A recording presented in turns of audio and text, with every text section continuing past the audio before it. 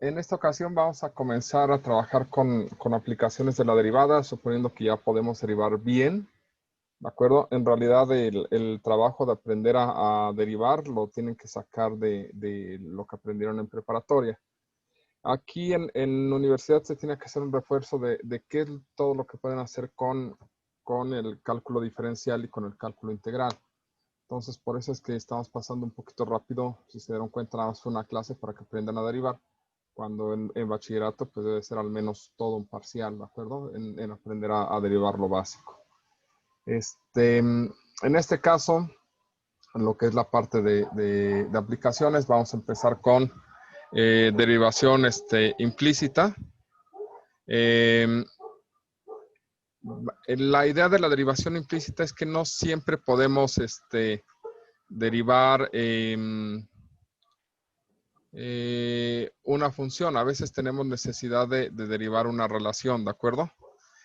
Para estos casos, cuando tenemos expresiones como esta, que no es una función, que es una relación como esta circunferencia, podemos seguir trabajando con la estructura de derivada. Solamente que al derivar una expresión como esta que está aquí, ¿de acuerdo? Tratar de derivar esa expresión implica reconocer, denme un minuto. La idea de trabajar con este tipo de expresiones es considerar que y, que es una segunda variable en este caso, es una función que depende de x. ¿De acuerdo? Aquí va un 25, por ejemplo, que es lo que estamos trabajando aquí. Por un lado, se va a derivar el lado izquierdo y el derecho. Y por otra parte, se considera a y como una función que depende de x. Y al tener a y como función de x, al derivar y, ¿de acuerdo? Como es una función que depende de x, pues lo que obtenemos es la derivada de y, pero como función de x, ¿de acuerdo? Entonces, siempre que tengamos que derivar y, lo vamos a derivar con las reglas de x, pero al final siempre va a aparecer y'. Y el objetivo en una derivada implícita es obtener este y', ¿de acuerdo? Entonces, las cosas que hay que considerar para poder trabajar con estos es que y se deriva como si fuera x, pero al final aparece y' por un lado. Y la otra parte que debemos de recordar siempre es que vamos a despejar y', porque ese es el objetivo, obtener la derivada de y como función tanto de x como de la variable y, ¿de acuerdo? En este caso, si nosotros trabajáramos con esta derivada, pues nos daría 2x, porque eso sería la derivada de x cuadrada.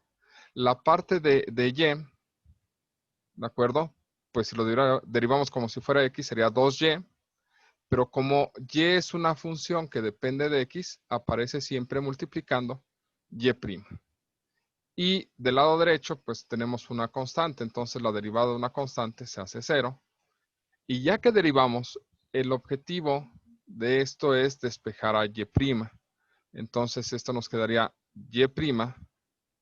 Obviamente este pasaría primero del otro lado, pasaría restando, sería menos 2x. Y esto que está acompañando a y' pasaría del otro lado dividiendo, que sería 2y. Al final de esto, la derivada de y se calcula como menos x entre y. ¿Qué nos está tratando de decir esto? Si nosotros tuviéramos un punto por aquí, ¿de acuerdo? Este tiene una coordenada en x, un valor x0 para x y un valor de y0, ¿de acuerdo? Esas son las coordenadas de ese punto. Y', recuerden que por aplicaciones de la derivada es la pendiente de la recta tangente. Entonces, este valor es la pendiente de la recta que es tangente a la circunferencia. ¿De acuerdo? ¿Cuál es la ecuación de esa recta? Pues la ecuación de una recta es y menos y0. igual a m por x menos x0, donde x0 y y0 son las coordenadas del punto y la pendiente no es otra cosa que esta y', ¿de acuerdo? Entonces sería y menos y0, ¿sale? Igual a y'. Y' obviamente evaluada en la coordenada de interés, x0, y0. Todo esto por x menos x0. Y de aquí, pues ya despejaríamos y escribiríamos la ecuación de la recta en su forma ordinaria, ¿de acuerdo?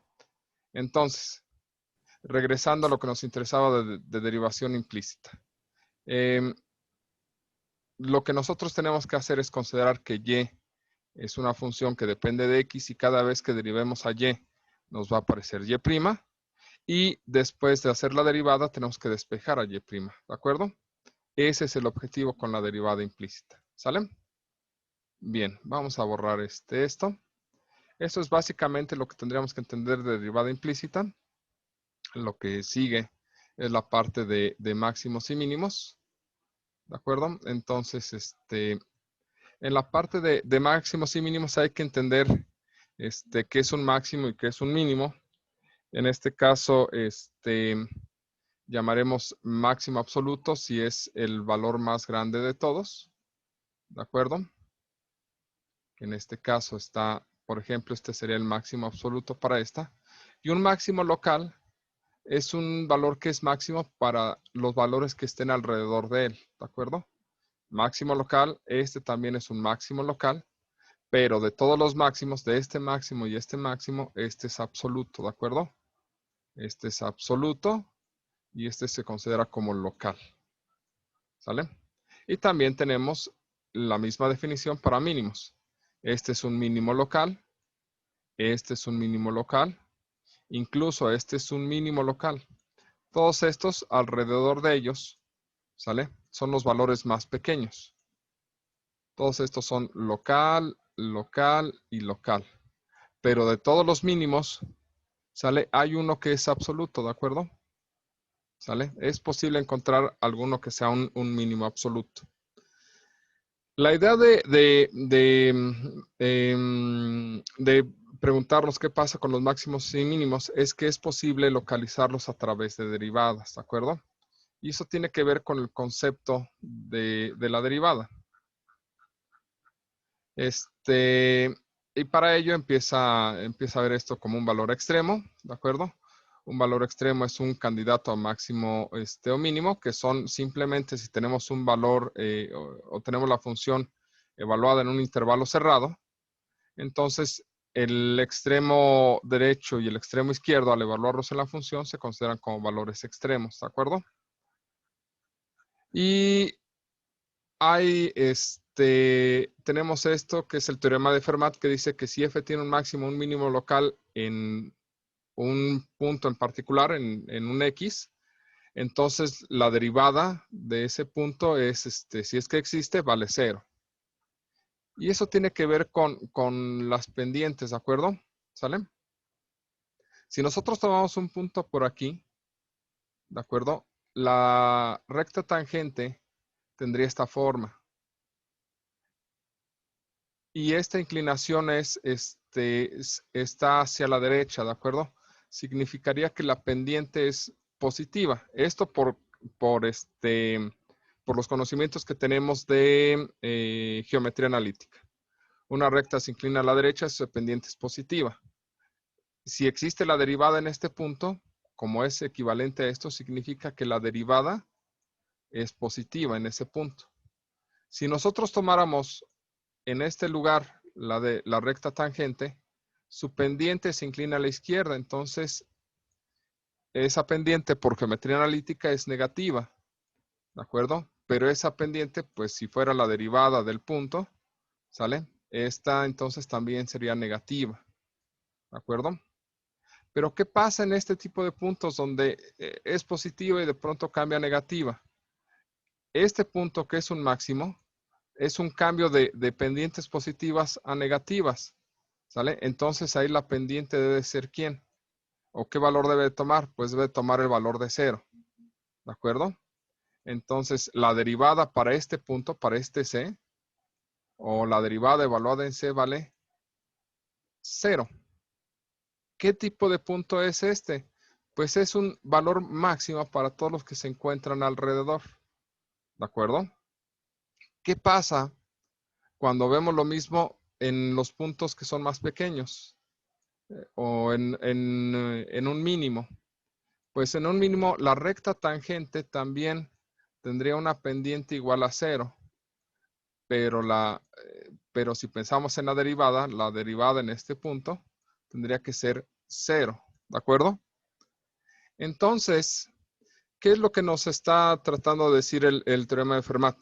Que si tenemos un máximo o un mínimo y existe la derivada, sus derivadas son 0. ¿De acuerdo? Esto no nos ayuda mucho a encontrar el máximo y el mínimo, pero si tenemos un candidato a máximo o mínimo, su derivada debe ser 0. Si existe su derivada de 0. Ahora, si nosotros tenemos un punto donde su derivada es 0, entonces probablemente pueda ser un máximo o un mínimo. Lo que pasa es que lo que nos dice el teorema de Fermat es que si es un máximo o un mínimo y existe la derivada, entonces la derivada es 0. Pero si yo empiezo con esta parte y quiero ir hacia atrás, no me es posible. ¿De acuerdo? No es posible hacer la conclusión. Lo que tenemos que hacer es investigar realmente cuál es el comportamiento de la función en C para asegurar que es máximo o mínimo. Pero de principio no puedo asegurarlo, ¿de acuerdo? Entonces, la idea es, si yo encuentro un punto donde la derivada es 0, es posible que tenga un máximo o un mínimo, ¿de acuerdo? Y lo que voy a hacer es investigar dónde la derivada se hace 0 y encontrar esos puntos. Y esos puntos los voy a llamar puntos críticos. ¿Qué son estos puntos críticos? Candidatos a máximos o mínimos. ¿Son máximos o mínimos? No lo sé, porque otra característica es que aunque su derivada es 0, no puedo distinguir entre máximos y mínimos. Tengo que buscar otras herramientas, ¿de acuerdo? Para poder decidir si es un máximo o un mínimo. Pero para eso tenemos aquí está la definición de punto crítico o de número crítico, ¿sale? Que es aquel donde la derivada se hace 0. Y lo que vamos a hacer es seguir estos son los puntos que debemos de seguir para encontrar un máximo o un mínimo. Y esto depende de si el intervalo es cerrado o es abierto, ¿de acuerdo? Si el intervalo es cerrado, hay que evaluar en los extremos, ¿sale? Vamos a buscar los puntos críticos, es decir, vamos a derivar la función, hacerla igual a 0 y encontrar los valores de x o los puntos críticos tales que pues la derivada evaluada en esos puntos sea 0, ¿de acuerdo? Es decir, de entrada no los tenemos. Al hacer la derivada, lo que nosotros obtenemos es una nueva función. La igualamos a 0, se transforma en una ecuación. Esa ecuación la resolvemos y obtenemos los puntos críticos. ¿Sale? Entonces, ya obtuvimos los puntos críticos, ya evaluamos en los extremos. ¿Sale? Y todos estos valores los evaluamos en la función original, en f. El más grande es el máximo absoluto y el valor más pequeño es el mínimo absoluto. Y esto se permite así porque estamos hablando de un intervalo cerrado, ¿de acuerdo? Esa es la idea de buscar máximos y mínimos de esta forma, ¿de acuerdo? Ok. Lo que sigue es vamos a hablar, no sé si vamos a echarle un ojo a teorema del valor medio, pero según yo, este teorema de Rolle es muy importante para los matemáticos, es con el cual se construye todo el cálculo diferencial o muchas aplicaciones del cálculo diferencial. Entonces, si algún día tienden a platicar con un matemático, pídenles que les explique el teorema de Rolle y van a ver cómo se emocionan de pronto, ¿de acuerdo? Porque del teorema de Rolle se obtiene el teorema del valor medio y técnicamente todo el cálculo o muchas de las cosas de cálculo parten del teorema de Rolle, pero pues a nosotros no nos preocupa mucho. Creo que no vamos a ver teorema del valor medio. Y esta parte sí nos interesa. ¿Cómo sabemos? ¿Se acuerda que platicamos la otra vez de funciones crecientes y decrecientes? ¿De acuerdo? Una función es creciente si al avanzar sobre el eje de las X subíamos, ¿de acuerdo? La parte aburrida de la montaña rusa. Entonces, en esta sección del punto A al punto B, la función es creciente. Si al avanzar sobre el eje X, la función empezaba a bajar, ¿de acuerdo? Lo que teníamos es que la función aquí es decreciente. Aquí lo que teníamos es que los valores de f, ¿sale? O los valores sobre el eje vertical iban hacia arriba. En ese sentido, la función es creciente. Cuando nosotros pasamos a una sección decreciente, como es este caso, si se dan cuenta, este valor de x es más pequeño que este, entonces la función va en dirección hacia abajo. Ahí es cuando se dice que es decreciente. La parte aburrida de la montaña rusa es la parte creciente, la parte divertida de una montaña rusa es la parte decreciente. Pues aquí las rectas tangentes, ¿de acuerdo? Voy a borrar esto. Las rectas tangentes aquí tienen una inclinación positiva. La pendiente es mayor que 0. Entonces, la derivada, ¿sale? Una función es creciente si la derivada en un punto es positiva, ¿de acuerdo? ¿Qué pasa si la derivada en un punto, ¿sale? Aquí esta recta es menor que, tiene pendiente menor que 0, entonces la derivada es negativa. En un intervalo decreciente, la derivada es negativa. En un intervalo creciente, la derivada es positiva. Y nosotros lo que vamos a hacer en general para identificar secciones donde la función es creciente o decreciente es buscar los puntos críticos, ¿de acuerdo? Porque aquí la pendiente, ¿sale? Vale 0 o la derivada en B, esa B me quedó medio rara, vale 0, ¿sale? Y aquí la derivada en C, perdón, vale 0, ¿de acuerdo? Supongamos que el dominio, en este caso, el dominio de esta función, vamos a llamar a la función f, es un intervalo cerrado que va de A a D. Los puntos críticos nos van a partir los dominios en pedazos. Un intervalo va de A a B, ¿de acuerdo? Otro va de B a C.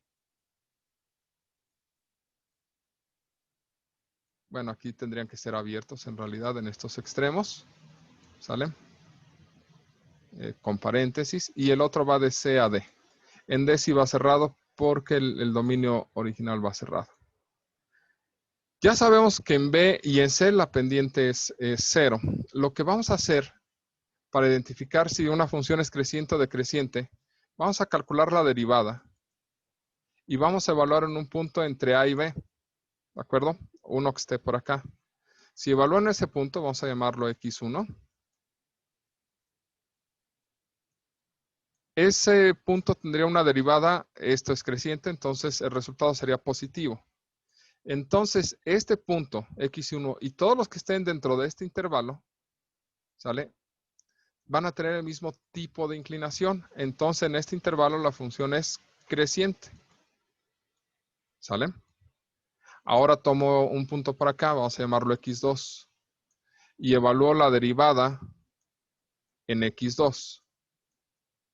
X2 es un punto que está en este intervalo, ¿de acuerdo? Este es el símbolo para indicar que un elemento está dentro de un intervalo. ¿Sale? Y aquí, como es decreciente, su pendiente sería, o su derivada sería negativa. Entonces, todo este intervalo sería decreciente. Qué feo escribo. A ver, decreciente. ¿De acuerdo? Por último, tomo un punto por aquí, entre C y D, vamos a llamarlo X3. Cualquier punto, al que a nosotros se nos haga más cómodo. ¿Sale? Y voy a revisar cómo es la función ahí. Y ahí la función es creciente porque la derivada, al evaluarla en x3, nos va a dar un número positivo. No sé qué número me va a dar, pero sí sé que va a ser positivo. Y si es positivo, la función es creciente. No importa el valor, simplemente con que sea positivo. ¿De acuerdo? Entonces, si la derivada es positiva, pues ya la hicimos y eso es creciente. Si es negativa, es decreciente. Entonces, esto significa que con que en un punto lo satisfaga, todo el intervalo lo va a satisfacer, ¿de acuerdo? Por eso es importante encontrar los puntos críticos, porque también nos permite identificar dónde se termina un intervalo de crecimiento o de decrecimiento, ¿de acuerdo? O cómo están limitados los intervalos de crecimiento y de decrecimiento. ¿Sale? Ok. Y aquí lo que nos maneja es, por ejemplo, nos está diciendo que si nosotros extendiéramos este concepto a un dominio que va desde menos infinito hasta más infinito o hasta infinito, no importa porque este intervalo, ¿sale? Que estamos escribiendo ahí va de menos infinito a menos 1, ¿de acuerdo? Y ese es el primer intervalo que se genera hasta acá. ¿Y qué es lo que hacemos? Evaluar en cualquier punto que esté antes, por ejemplo, menos 2. ¿Y qué vamos a obtener? Que la derivada es negativa. Entonces, como este intervalo es va desde menos infinito a menos 1 y el menos 2 está ahí, al evaluar la derivada, pues nos daría un número negativo. No sé cuál es la derivada porque aquí no son explícitos en cuál es la función en la que están evaluando. ¿Me explico? Pero lo que están buscando son los puntos críticos. Aquí hay un punto crítico, en 0 hay otro punto crítico, entonces tenemos un intervalo que va de menos 1 a 0. Y luego hay otro punto crítico en 2. Entonces aquí tenemos otro intervalo que va de 0 a 2. ¿Sale? Y otro intervalo que va de 2 hasta infinito. Los puntos críticos nos van a permitir identificar secciones de crecimiento y de decrecimiento. ¿Qué es lo que sabemos hasta ahorita? Si yo quisiera, si no tuviera la gráfica y yo quisiera trazar la función, ¿de acuerdo? Lo que tendría que evaluar sería la función en los puntos críticos, ¿de acuerdo? Un punto crítico está aquí, otro punto crítico está aquí y otro punto crítico está aquí. Y lo que yo sé en estos momentos es que la función es decreciente desde menos infinito hasta acá. Y luego que de aquí a acá es creciente. Y luego de aquí hasta acá es decreciente. Y luego sé que es creciente. No sé exactamente la manera, pero sí sé que va a tener esta estructura. Después, al encontrar más información, encontraría cómo hacerla un poquito más suave. ¿De acuerdo? Pero por el momento esas líneas rectas nos sirven para empezar a trazar la forma de la gráfica. ¿De acuerdo? Ok.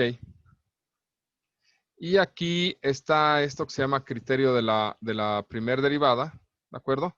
Y que nos ayuda a identificar si un punto crítico es máximo o mínimo. Y lo que nos dice es que si la pendiente cambia de positiva a negativa, es un máximo. Y si cambia de negativa a positiva, es un mínimo. Y si no cambia de signo, no puedes decir si es máximo o mínimo, ¿de acuerdo? ¿Qué es lo que nos ejemplifica acá?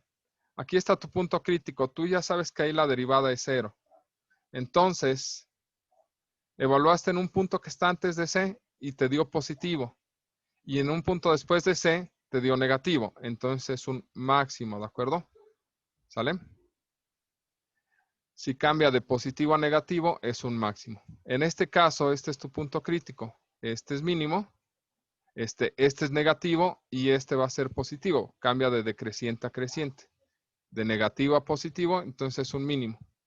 Pero hay puntos como este, donde va creciente y después sigue creciente. Entonces, no puedes decidir que es un máximo o un mínimo, ni tampoco acá. No puedes decidir si es un máximo o un mínimo, ¿de acuerdo?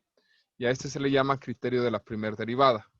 Evaluar en puntos dentro de los intervalos les puede permitir identificar estos valores, ¿de acuerdo? Y la segunda derivada. La segunda derivada nos habla de la curvatura, ¿sale? Ustedes calculan la segunda derivada y la evalúan en un punto, ¿sale? Si la segunda derivada evaluada en un punto, digamos este es x1, ¿sale? Es negativa, la curvatura se ve hacia abajo, ¿de acuerdo? Agarremos este otro punto por acá. Digamos que este punto es x2. Aquí está el punto. Este digamos que es x2. Si la segunda derivada evaluada en un punto, aquí es 2, ¿sale? Es mayor que 0. Entonces, la curvatura es hacia arriba, ¿de acuerdo? Que no se le llama curvatura, por cierto. Se le llama concavidad. Cóncava hacia abajo, cóncavo hacia arriba, ¿de acuerdo? ¿Qué pasa si no es ni positivo ni negativo? ¿Qué pasa si tenemos una concavidad que nos dé como resultado 0? O que la segunda derivada evaluada en B nos da 0. Pues lo que tenemos es un cambio de concavidad de cóncavo hacia abajo a cóncavo hacia arriba, o de cóncavo hacia arriba a cóncavo hacia abajo. ¿De acuerdo? ¿Sale? Y eso es básicamente lo básico. Con esta información ustedes tendrían los elementos suficientes como para hacer el trabajo de gráficas. ¿De acuerdo? Pero yo creo que nos vamos a quedar hasta este tema, que es cómo identificar concavidad y cómo se calculan intervalos de concavidad. Pues al igual que con intervalos de crecimiento o decrecimiento, sacas u obtienes la segunda derivada, ¿de acuerdo? Buscas los puntos de inflexión, ¿sale? Que es cuando la segunda derivada se hace 0, y divides tu intervalo en tus puntos de inflexión, ¿sale? Y lo que vas buscando es donde la segunda derivada se hace evaluado en un punto intermedio, digamos X, este es un punto de inflexión y este es un punto de inflexión. Vamos a llamarlo X3. Si esto fuera, por decir algo, positivo, entonces todo el intervalo sería cóncavo hacia arriba y ya podría ser una curva de esta forma. Si en el siguiente intervalo tú agarras un punto, digamos X4, y al evaluar la segunda derivada en X4, qué feo me quedó ese 4. Esto es menor que 0. Entonces todo esto sería cóncavo hacia abajo. ¿Sale? Más o menos es así como se va a ir identificando. Vamos a tener generalmente un punto de inflexión menos que el número de puntos críticos, ¿de acuerdo? Y esto es lo básico que ustedes deben de saber con respecto a el trabajo con primeras y segundas derivadas. ¿Hasta aquí alguna duda? No. ¿No? No, Ok. ninguna. Perfecto. Entonces, no vimos todos los temas que esperábamos. Estamos trabajando con... ¿dónde estás? Trabajamos con derivación implícita, que es el 3.5. Y de aquí vimos 4.1, 4.3 y nada más. ¿De acuerdo? Entonces, para que empiecen a sacar notas y trabajamos en unos minutos con el resto. ¿Sale?